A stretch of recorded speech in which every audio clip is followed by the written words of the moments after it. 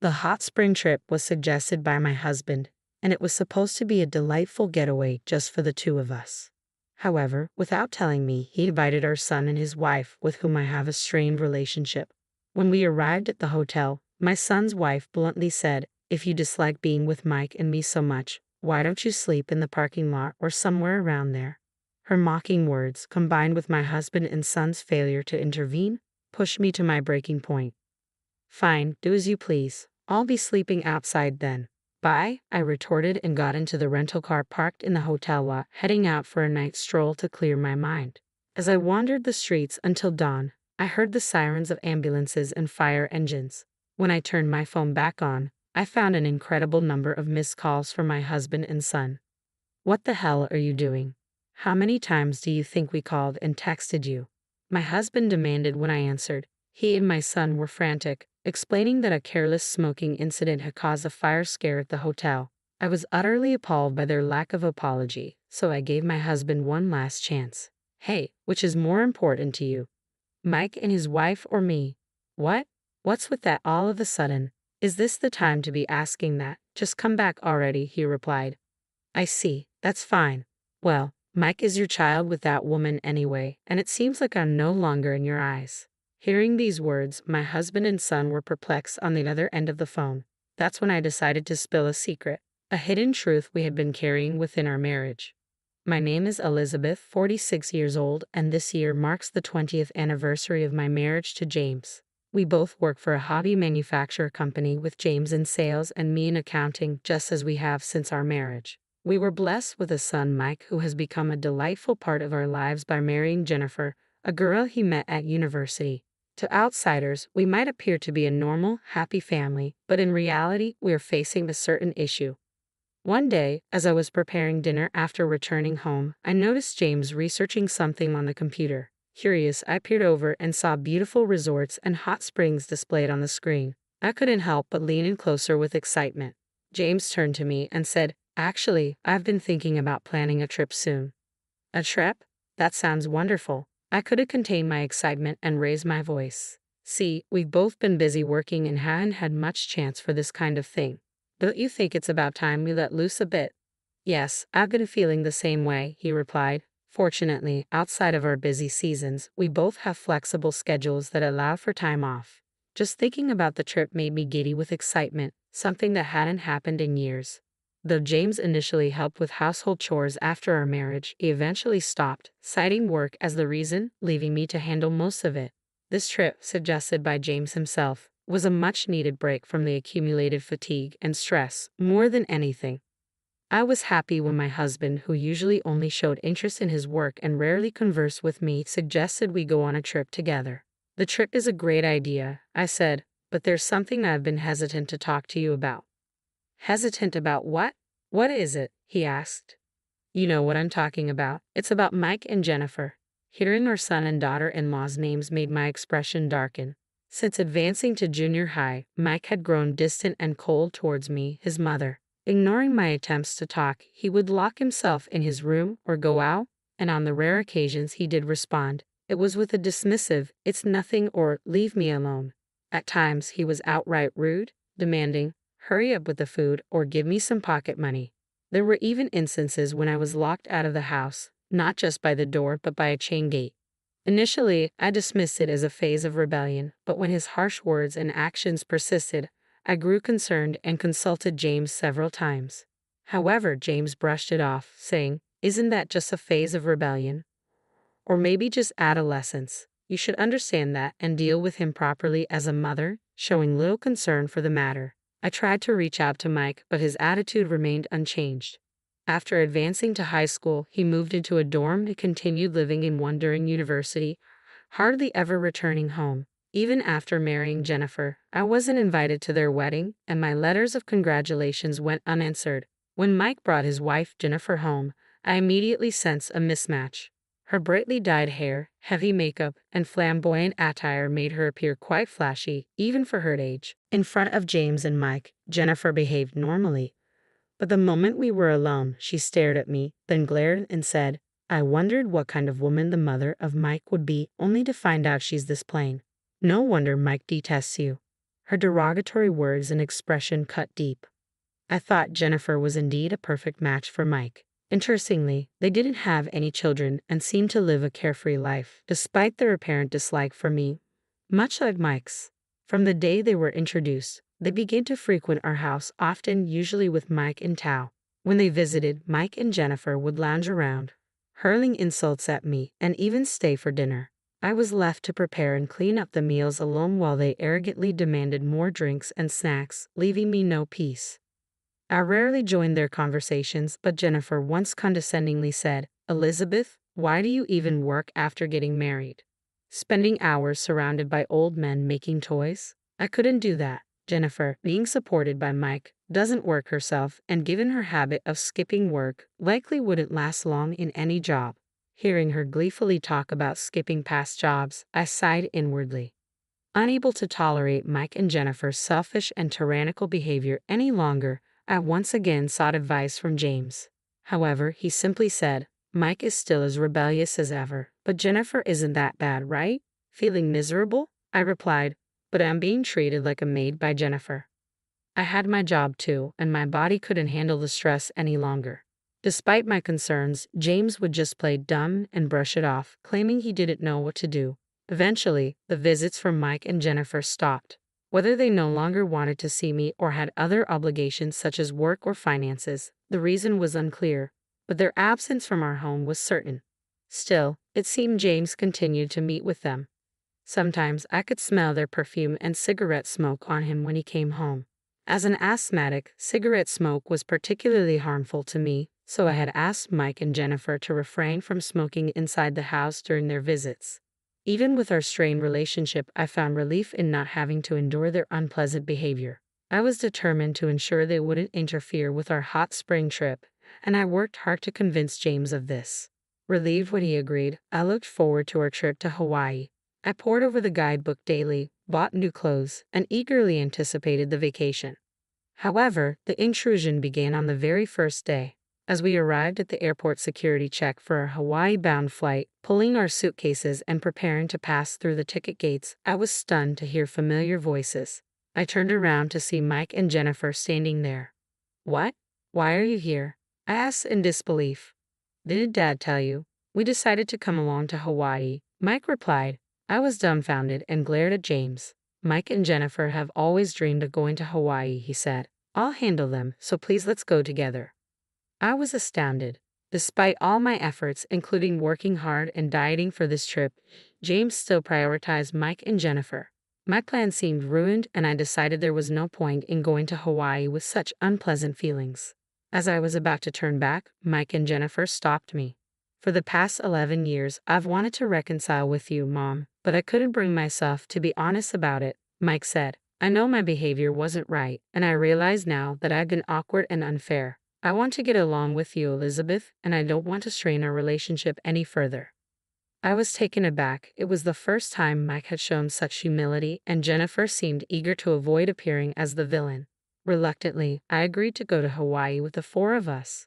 On the plane, Mike and Jennifer were in high spirits, ordering and starting to drink alcohol, while James sat happily next to me.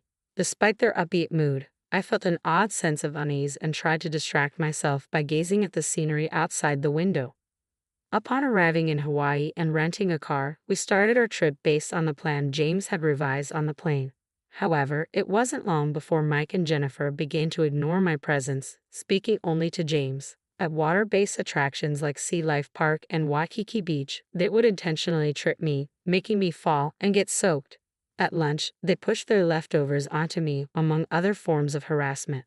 The tension escalated after dinner when Mike and Jennifer came to our hotel room, wanting to drink. When James went downstairs to get some snacks, Mike and Jennifer, who had bought alcohol in Hawaii, sat on my bed without asking. Mike pulled out an ashtray and cigarettes. "Hey, this is a non-smoking room. Stop it, please," I said.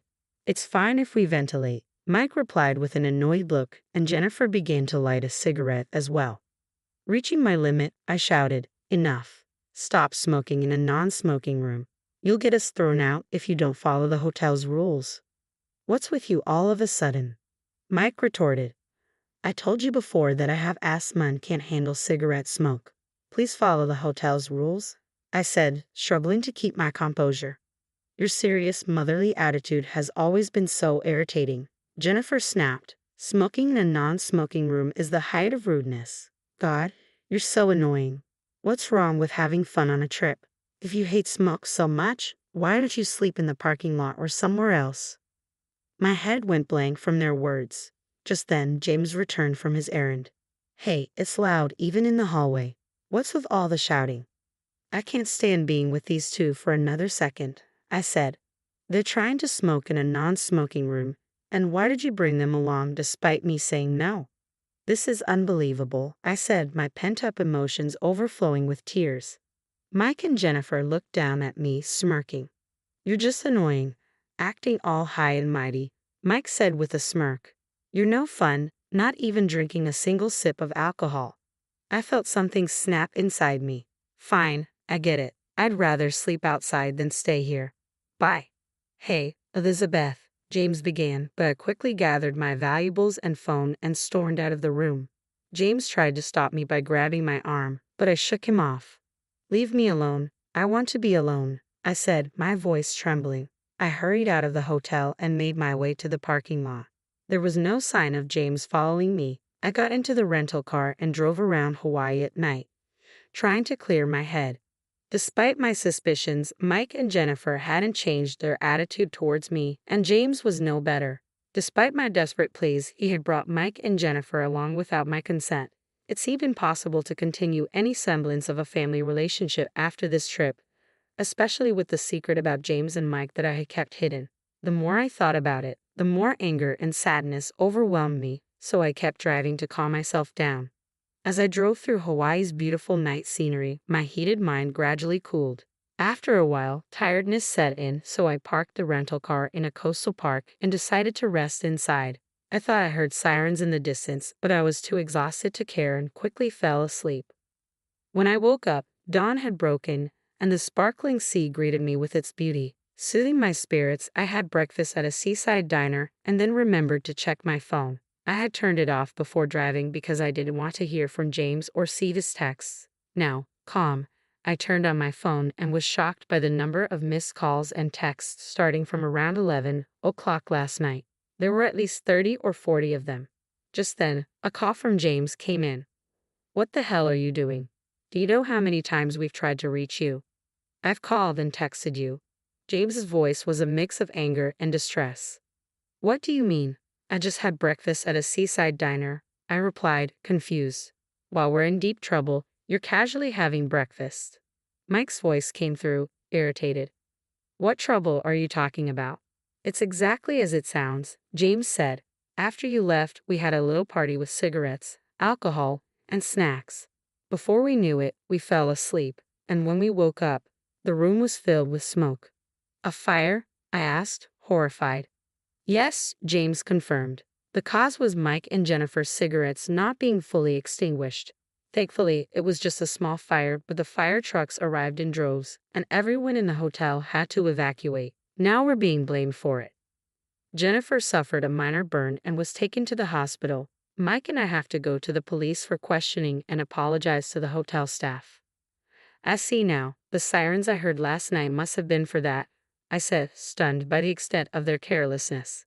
Then James, in his usual carefree and irresponsible manner, said, So, we're tied up here and can't leave. Can you go to the hospital and stay with Jennifer? The lack of apology and his prioritization of Jennifer over me made it clear that some things would never change. I decided to give James one last chance. James, who is more important to you, me or Mike and Jennifer? What? Why are you asking that now? This isn't the time, James replied, sounding bewildered. Well, I said, by then, I was completely disillusioned with James's attitude. Hey, what do you mean? Don't joke around at a time like this, James said, his frustration evident. Well, Mike is your child with that woman, and it seems I'm no longer in your thoughts, I said, as both James and Mike looked confused by my words. I took a deep breath and decided it was time to reveal the secret I had kept hidden. Mike, you are the child of your father and his mistress, I said firmly. Mike was stunned into silence and James grew visibly agitated as I continued. 24 years ago, James had an affair with a woman who worked with us at the time. By the time I discovered the affair, she was already pregnant. She had the audacity to tell me, "I'll give you the child, so don't demand any compensation." I found her contemptible, but I couldn't bear the thought of abandoning the child. So, I decided to raise the child, yourself, as my own without seeking any compensation. The mistress was fired, and James's affair became known, but taking you in helped soften the blow. Despite not being biologically related, I raised you as my own. However, your rebellious phase began in middle school and only worsened over time, which I initially thought was normal adolescent behavior. As the years went by, your attitude grew increasingly challenging. Realizing you were indeed the child of James and his mistress, I was torn between the affection I had developed for you and the harsh reality. Mike, still in shock, shouted through the phone, "That can't be true. I can't just be some bastard child. I have proof of your father's affair." I said, "I keep it with me because I didn't trust James to keep it safe." "So, you're saying you're not my real mother?" "That's what I've been trying to tell you. I try to be a real mother, but it's clear we don't get along. Maybe it's because you carry that woman's blood." Mike fell silent, grappling with the gravity of the revelation. James's voice rose in frustration. "What are you saying? You promised you wouldn't tell Mike." "I don't care about promises. Be grateful for the 24 years I've put up with this," I retorted before ending the call. I blocked both James and Mike and decided to enjoy the rest of my Hawaii trip on my own, returning to New York before them. Back home, I packed up my belongings, moved back into my parents' house, and prepared divorce papers for James. A colleague later informed me of the aftermath of their hot spring trip. They were severely reprimanded by the police for their negligence, and the hotel demanded a hefty compensation for the disturbance caused by smoking in a non-smoking room. With my parents' help, they managed to navigate the legal and financial fallout. My divorce from James was finalized smoothly and soon became the topic of office gossip. James's work performance declined, leading to his quiet resignation. He struggled to find new employment, eventually borrowing money from various acquaintances and declaring bankruptcy. Mike's financial and mental stability also deteriorated, leading to constant arguments with Jennifer. As for me, I found solace in the hot springs during my solo trip and now visit several times a year with my parents and friends. My work has flourished and I've been promoted to